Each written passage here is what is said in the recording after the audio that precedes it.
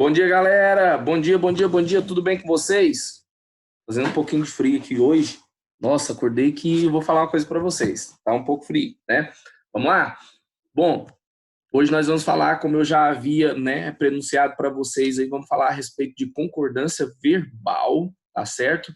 Boa, Júlia. Já entra e dá o ok, tá certo? Entra e dá o ok lá para poder marcar sua presença na nossa aula aí, tá? Para ficar um negócio legal, para ficar massa. Alguém postou um link lá, velho, no bate-papo? Vamos dar uma olhada nisso aí. O que é isso? O que aconteceu aqui? Aham. Ah, quem que é essa pessoa aí? DJM, PM, tal, e aquela coisa toda. Não tá renomeado aqui. Hã? Parece que é um link. Conta aí pra mim, qual que é essa situação aí? Será que a gente tem um visitante aí na nossa sala? Bom, galera toda dando ok aí, massa demais, tá? Pessoal, essa pessoa aqui, ó, DJMP e aí pôs um link aí. Coloca, renomeia aí, coloca seu nome e dá o ok de novo, porque senão você vai ficar com falta, cara, na sua presença aqui, tá? Organiza aí para mim aí. Renomeia e coloca um ok, porque senão você vai ficar com falta, tá bom? Vai ficar com falta lá, por quê? Porque eu não consigo identificar seu nome aí, né? Fala, Cadu.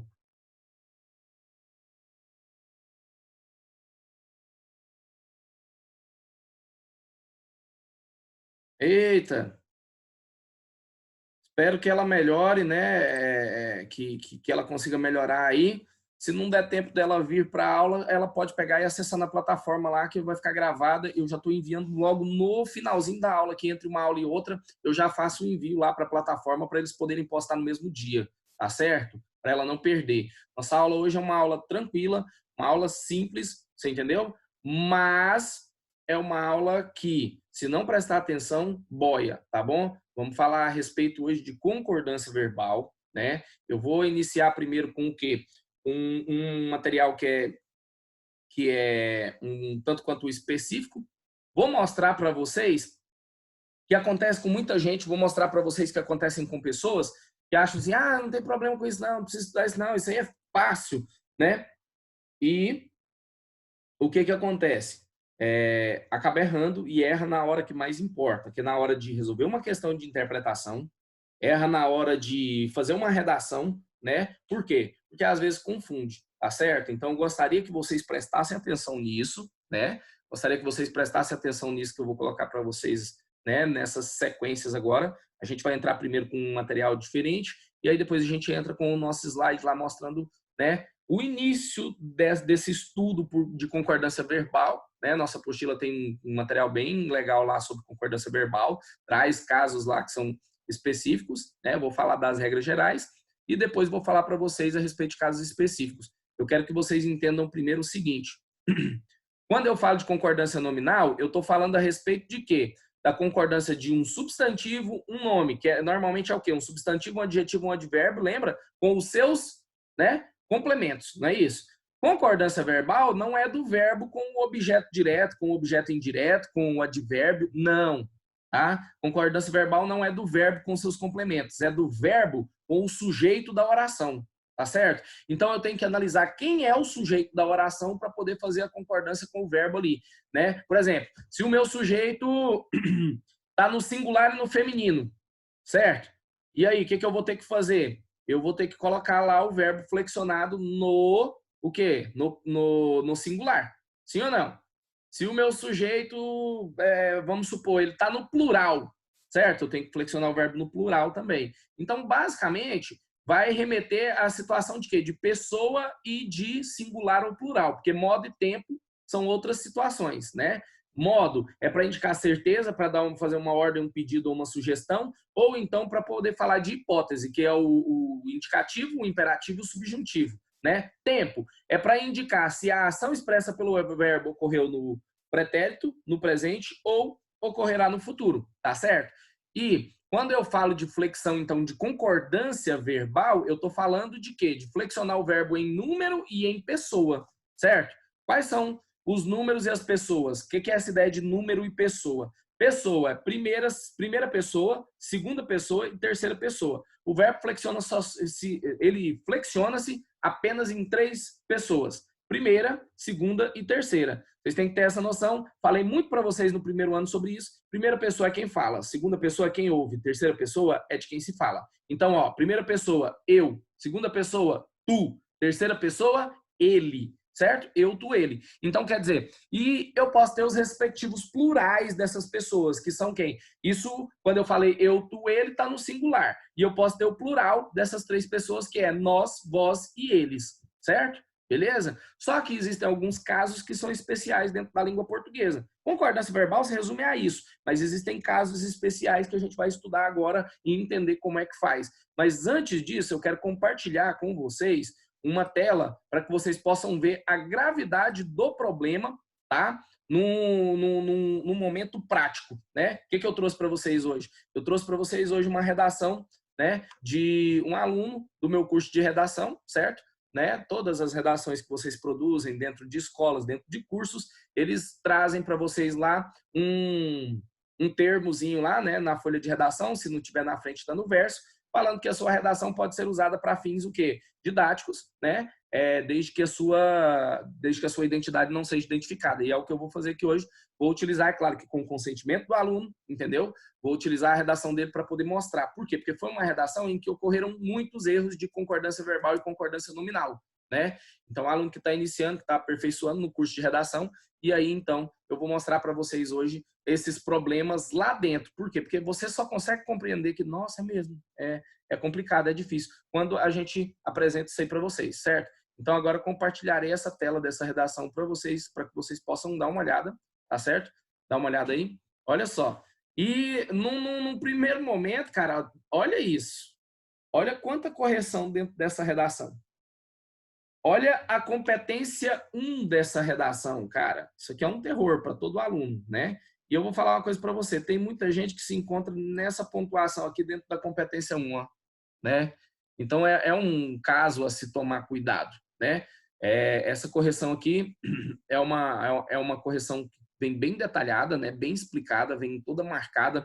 E aqui a gente tem os aspectos microestruturais, né? O que são os aspectos microestruturais? São as definições, é como se fosse um resumo de todos os erros que foram cometidos. Vamos dar uma olhada nesses erros? Olha aqui para vocês verem, ó. Primeiro, ortografia, acentuação e crase, está na mesma classe. Foram 10 erros, né? Inadequação vocabular 1, né? Falhas de construção frasal ou paralelismo, no caso foi paralelismo, foi um erro, certo? Aqui, olha só, pontuação 8 erros, mas o que me preocupa mesmo é esse aqui, ó, concordância verbal ou concordância nominal. E eu vou mostrar esses problemas de concordância verbal ou concordância nominal aqui para que vocês possam ver que na maior parte, na maioria das vezes, é porque o quê? A pessoa coloca o sujeito muito longe da estrutura verbal e aí quando ela vai fazer a flexão verbal aqui, ela vai colocar o verbo, tem vários referenciais entre o sujeito, que de fato está fazendo referência ao verbo, e aquele verbo, né? Então, eu tenho vários referenciais ali e ela acaba pegando o referencial errado, tá certo? Essa é a ideia. Tá claro para todo mundo isso que eu estou explicando aqui? Porque até agora eu só, né, não trouxe um visual para vocês, eu não sei isso aqui, não entrei no material ainda. Se tá claro para todo mundo, dá um ok aí. Chururu, chururu. Se tiver alguma dúvida, professor, não entendi isso que você falou, pode mandar aí também, você entendeu? Digita a sua dúvida e clica no levantar a mão aí, que eu já vou lá no chat olhar o que está acontecendo lá, tá bom? Mas no mais aqui parece que está tudo ok, né, galera? Todo mundo dando um okzinho aí. Então vamos lá. Olha só, vamos dar uma olhada no texto dela? Bom, é um texto que fala a respeito de alienação parental, né? O tema era os perigos da alienação parental, né? E o que é que a gente tem aí?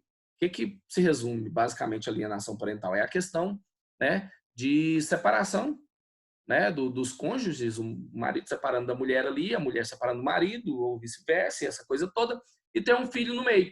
E o filho normalmente fica com a mãe. Às vezes pode ficar com o pai, às vezes fica com outro parente, entendeu? E o que acontece? É quando esse parente entendeu?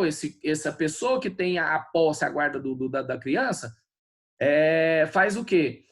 Trabalha a mente da pessoa, da criança, para aliená-la, né? Para que ela não estabeleça laços afetivos com o cônjuge que está separado, normalmente o pai, certo? Normalmente a mãe, porque ela tem algum problema lá com o pai, o cara largou, não quis mais, ela está inconformada, não aceitou o luto, e aí ela vai o quê? Vai, né, verter, vai manipular a cabeça da criança para que ela odeie, né, para que ela não estabeleça laços de relação afetiva com o cônjuge que está separado da família, ok? Então, essa é a ideia de alienação parental.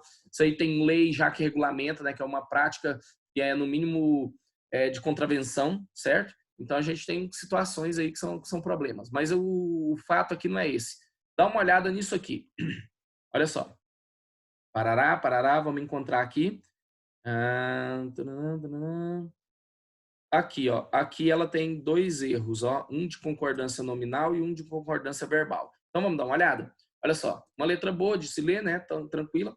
A Lei 2.318/2010 apresenta no seu artigo 2º a definição de alienação parental como sendo a interferência na formação psicológica da criança ou adolescente. Diante desse cenário, a alienação por parte da família vem tornando-se alvo de grande discussão na conjuntura, tendo em vista os crescentes índices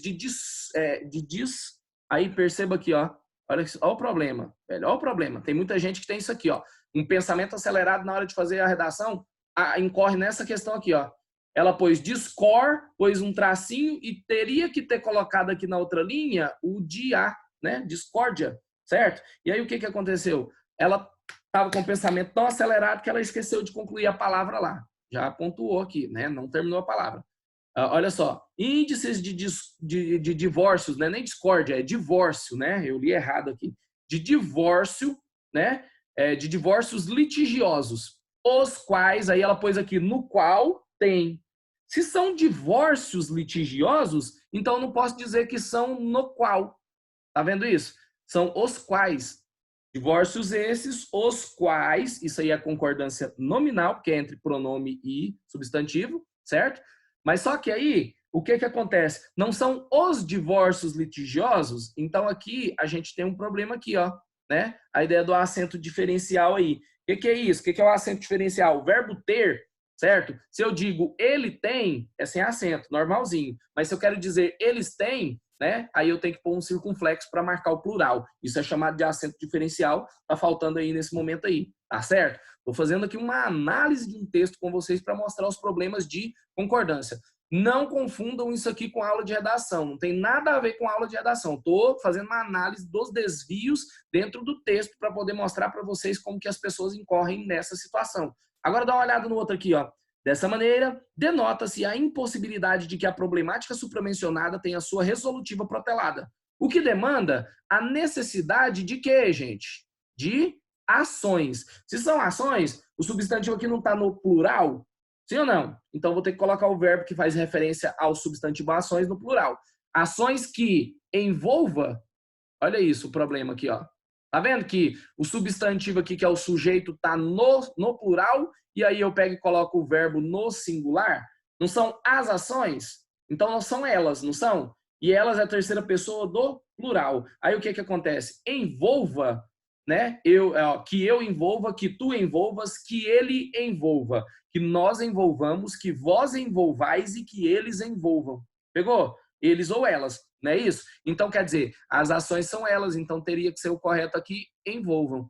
E isso é um problema, por quê? Olha só, se tivesse no presente do indicativo, ela faria concordância normal, tranquila, porque todo mundo domina a concordância do presente do indicativo. É raro o caso em que isso acontece. Mas o problema aqui é que o modo em que está colocado o verbo é no subjuntivo. Tá entendendo o que eu estou dizendo para vocês? O modo em que o verbo está colocado é no subjuntivo, então isso dificultou aqui a relação de quê? De concordância. Tá certo? Beleza? Tranquilo? Bom, vamos encontrar outro aqui.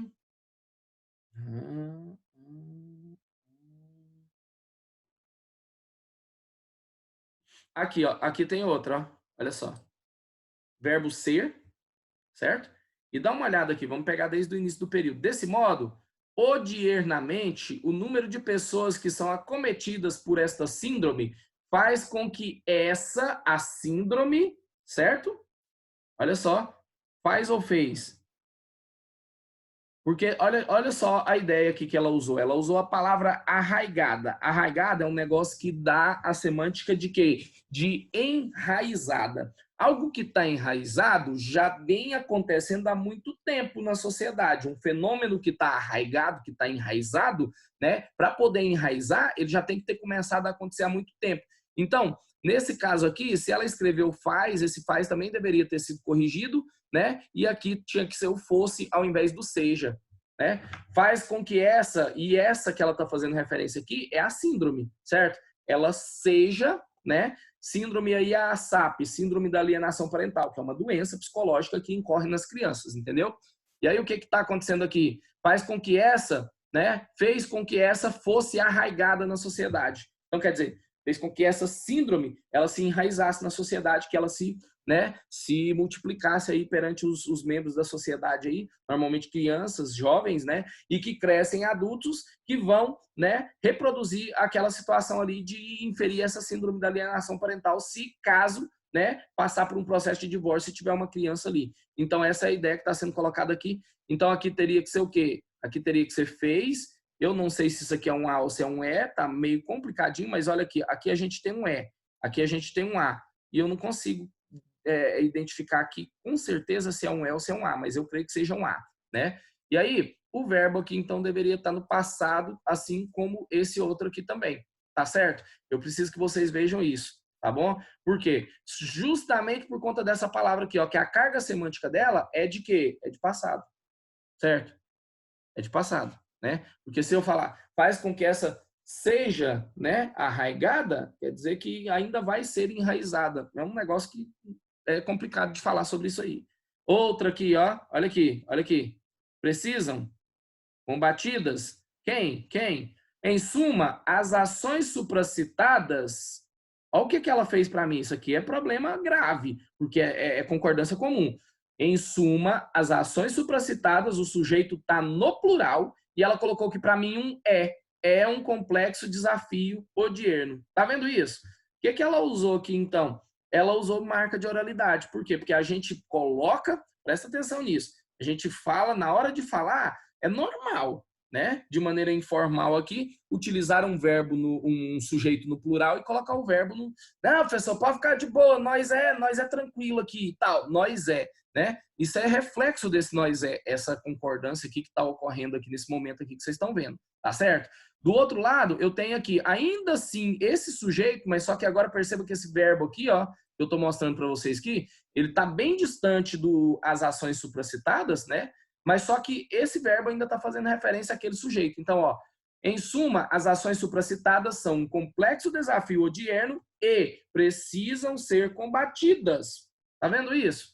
Então, aqui é a retomada da tese lá na conclusão, que deveria ser feito por todo mundo, né, dentro de uma dissertação aí, e você perceba aí que há um problema de concordância aí de novo entre, olha só, entre verbo no plural, ó, sujeito no plural e dois verbos aí, nesse caso, referentes ao mesmo sujeito que foram, né, colocados no singular. Tem que tomar bastante cuidado com isso aí, tá bom? Bastante cuidado. Então, acho que eu já mostrei aqui para vocês os casos mais comuns que ocorrem, mas existem outros casos que são mais, né, complexos, e a gente vai estudar um pouquinho agora, vou compartilhar com vocês o material. Até aí ficou claro? Todo mundo conseguiu perceber os erros e compreender que de fato estão erradas as proposições aqui? Se compreenderam, dá um ok para mim enquanto eu troco de tela aqui.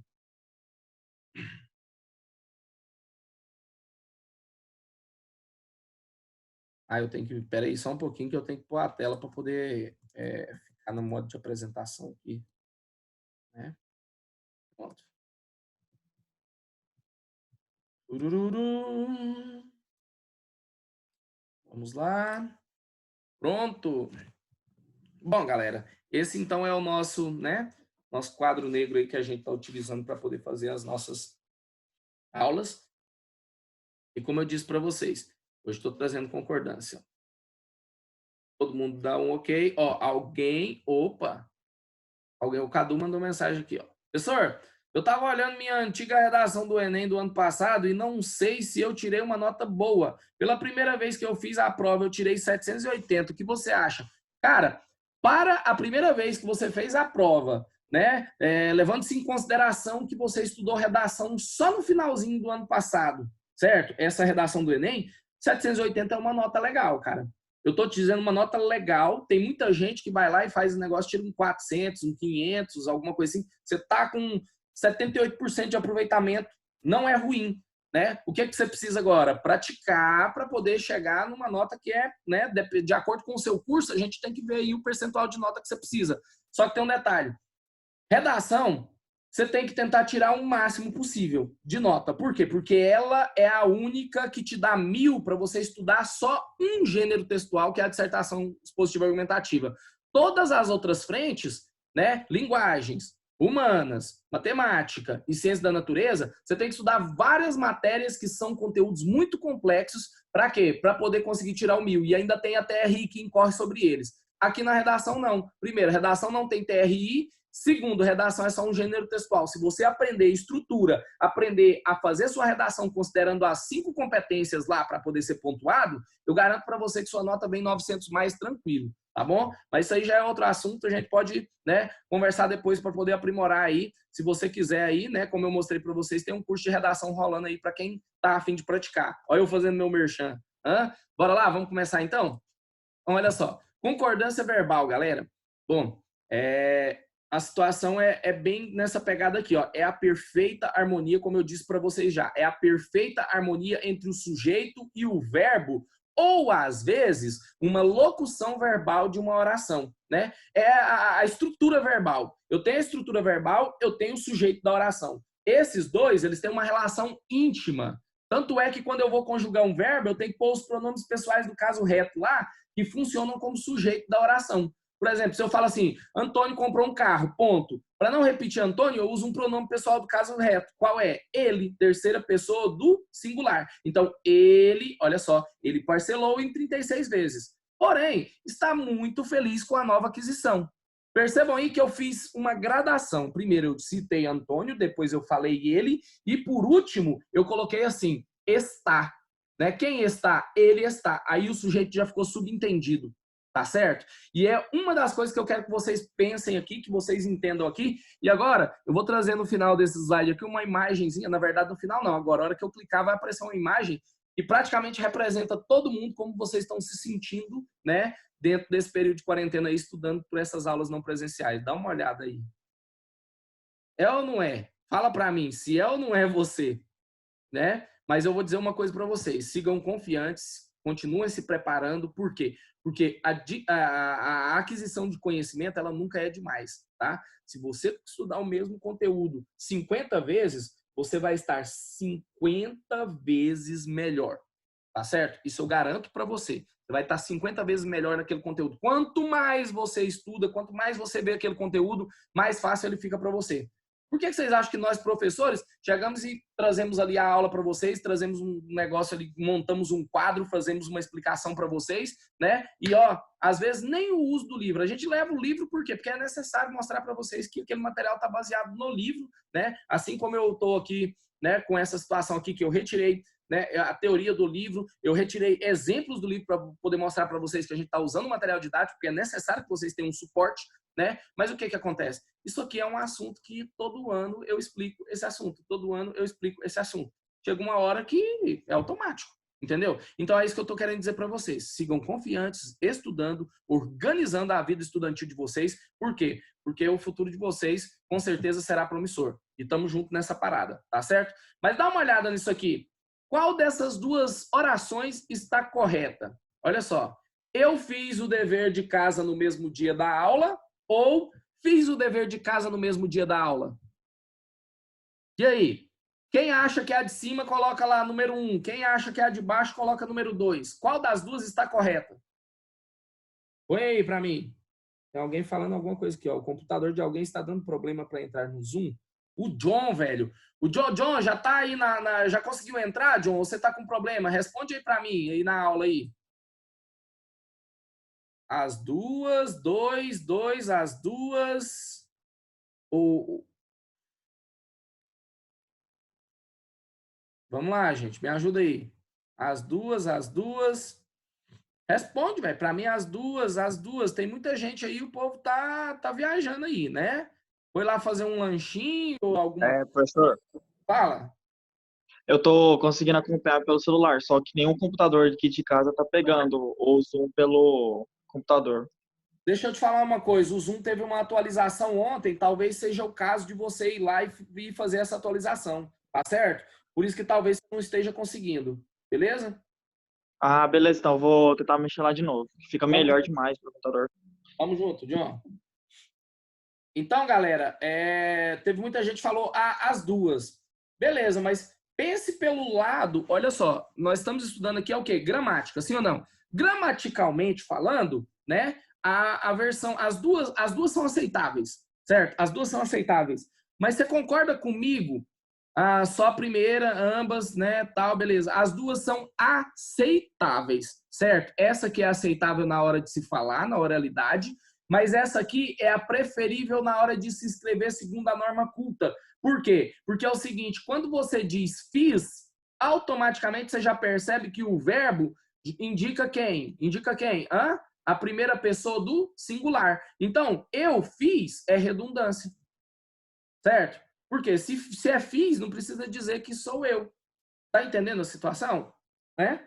Então, o fiz, que é a estrutura verbal, já mostra para você que o quê? Que você tem, né, o eu aí como sujeito. Exatamente, Rebeca. Sujeito oculto, implícito, elíptico, né? Desinencial ou designado pela desinência número pessoal. Tá certo? Esse é o nome do sujeito. E ele é preferível na hora que você for fazer a escrita. Tá certo? Principalmente se for a primeira pessoa que você estiver usando, normalmente num artigo de opinião, numa crônica argumentativa, que são textos que vocês estão produzindo aí, né? Já produziram, estão produzindo ou vão produzir para Carla, certo? Então, é interessante isso aí. Agora, presta bem atenção. Se for um caso que você precisa enfatizar que você praticou a ação, que normalmente é uma ação que é praticada por outras pessoas, aí você, né, pode usar ele sim, mas com o objetivo proposital de enfatizar o sujeito que praticou a ação expressa pelo verbo. Por exemplo, né, como a gente está nesse período de quarentena e não podemos sair de casa, eu mesmo cortei meu cabelo. Por isso estou usando esse boné, porque não deu muito certo. Né? Então, qual é a situação? Quando eu digo eu mesmo cortei meu cabelo, então perceba que eu digo eu mesmo e olha só, meu cabelo. Perceba que eu coloquei aí 3 situações que remetem à minha pessoa, né? A primeira pessoa do singular. Então, quero que vocês entendam isso, tá? Quero que vocês entendam essa questão aí, que quando eu uso esse pronome aí para trazer essa ideia de redundância, na verdade, eu vou usar com o propósito de enfatizar a ação que foi o quê? Praticada pelo próprio sujeito, entendeu? Então, existe isso. Dentro da literatura, isso é muito usado, ou em textos que há a necessidade de reforçar essa situação. Beleza? Massa. Mas o que eu quero que vocês entendam é que, gramaticalmente, por exemplo, você vai escrever um texto lá, né? Um texto que, como eu disse para vocês, é um texto voltado para academia, para ser corrigido, essa coisa toda. Se você puder colocar o sujeito oculto, é melhor que você o faça do que ficar repetindo várias vezes aquele mesmo pronome ou aquele mesmo substantivo, tá certo? Se eu falo assim, ó, naquele primeiro exemplo que eu dei para vocês, o Antônio comprou um carro, o Antônio parcelou o carro em 36 vezes, porém, o Antônio está feliz com a aquisição do carro. Eu repeti Antônio e carro em todas as orações que eu criei. E não há necessidade. Você entendeu? O Antônio comprou um carro novo, certo? Ele está feliz, ele parcelou em 36 vezes. Porém, está feliz com a aquisição. Pronto, acabou. Ficou claro para todo mundo, ficou muito bem entendido e não ficou cansativo o texto com a questão da redundância. Massa? Compreenderam isso aí? Tá tranquilo? Vamos passar então agora, isso aqui que eu estou mostrando para vocês é a regra geral. É o verbo concordando com o sujeito, tá certo? Agora eu vou passar para a parte de casos o quê? Casos especiais que a gente vai estudar aí, tá? Sim. Quem está entendendo, tá tudo tranquilo até agora, dá aquele ok lá no chat para mim enquanto eu passo para a próxima tela. Se tiver alguma dúvida, pode mandar lá. E deixa eu conferir aqui se ninguém conversou nada diferente aqui. Não, tá tudo ok, né? A última coisa foi o Cadu aí. Bom, então vamos lá.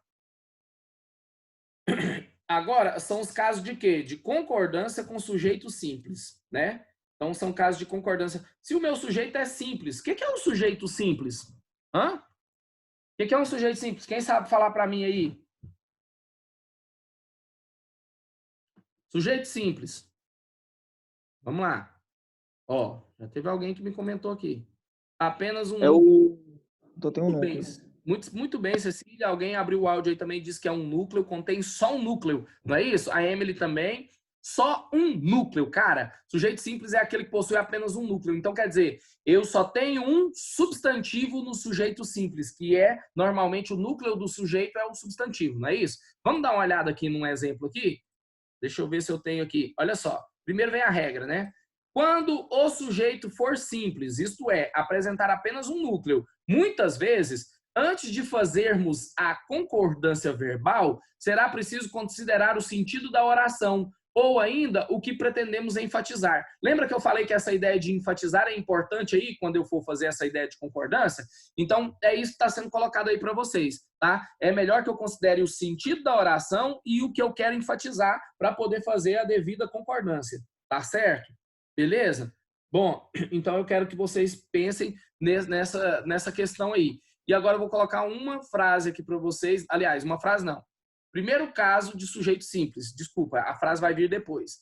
Né? O caso em que eu tenho o pronome que e o pronome quem como pronomes relativos, né? Olha só, quando o sujeito for representado por pronome relativo, certo? Eu tenho duas situações aí que eu posso fazer quando eu tiver o que e o quem na frase funcionando como pronome relativo. Dá uma olhada, né? Se for o que, no caso de eu ter o que, né, como pronome relativo, o verbo concorda com o antecedente do pronome. Então, quer dizer, o que vier antes desse pronome aqui é o que o verbo vai concordar, certo? Se tiver no singular, se tiver no plural, é a concordância que o verbo vai fazer. Vamos dar uma olhada numa frase?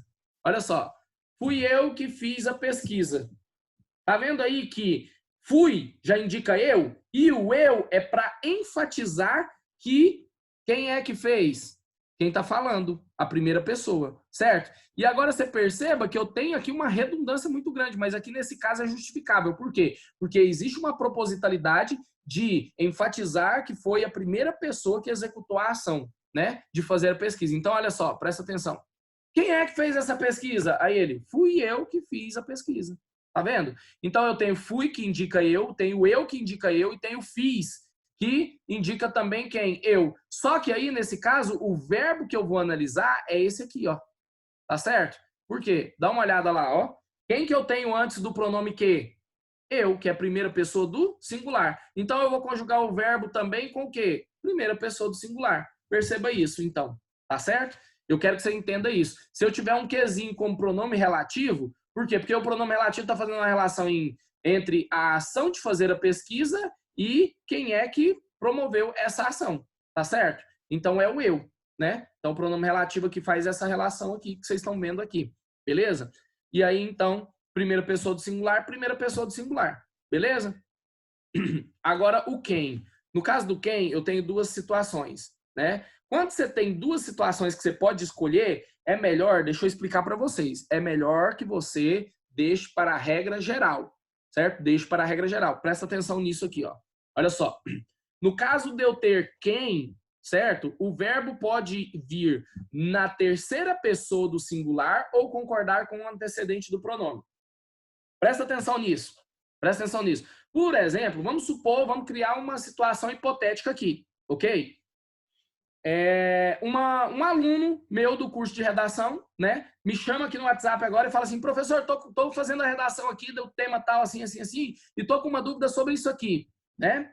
Tô com uma dúvida sobre isso aqui. Uma dúvida que aconteceu ontem com uma aluna, ela pegou e perguntou para mim, professor, eu tenho uma contextualização que é um livro de um escritor, né, consagrado, que nesse livro, ele apresenta uma sociedade ideal, onde não existe nenhum problema.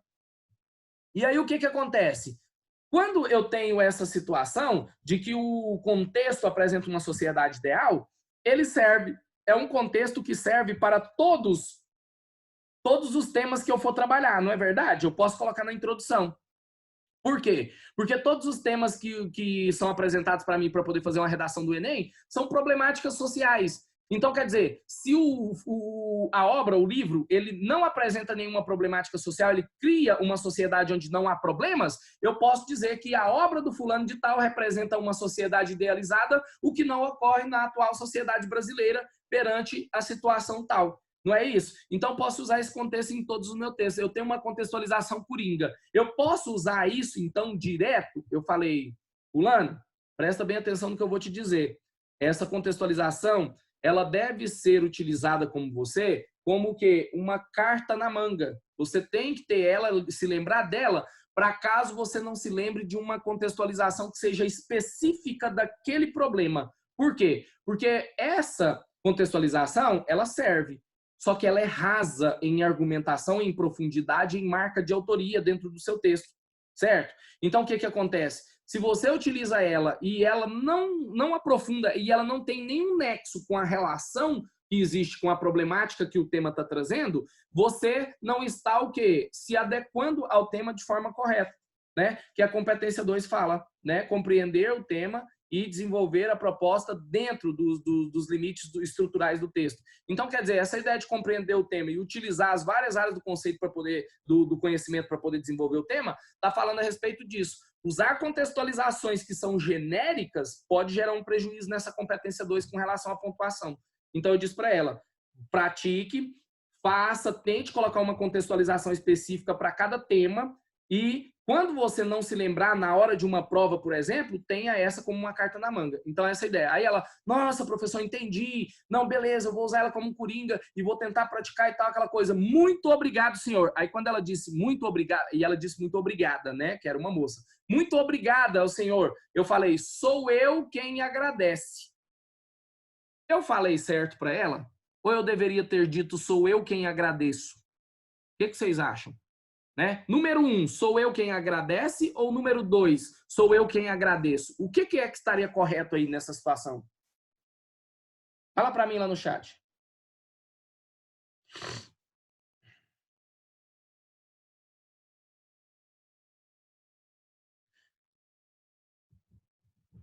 Sou eu quem agradece ou sou eu quem agradeço?